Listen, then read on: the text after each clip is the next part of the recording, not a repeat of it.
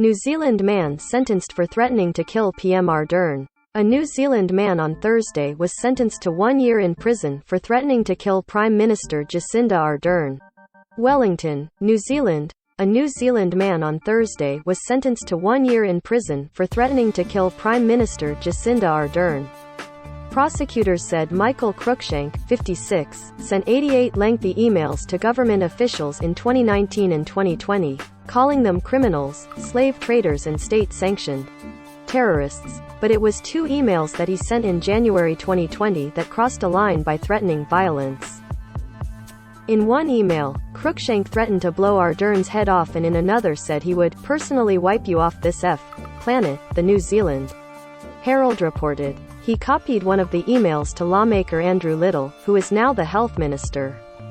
"You have kids who want to see you grow old, as do I," Cruikshank wrote. "I suggest you place that into proper perspective." Cruikshank wore all black and rocked back and forth on his feet during the sentencing hearing at the Auckland District Court, the Herald reported. Judge Brooke Gibson said Cruikshank wouldn't be a good candidate for home detention.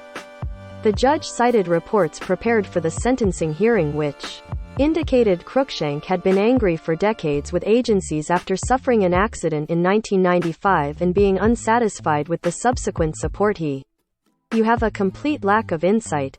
You have a high sense of entitlement," the judge said, citing the reports, according to the Herald.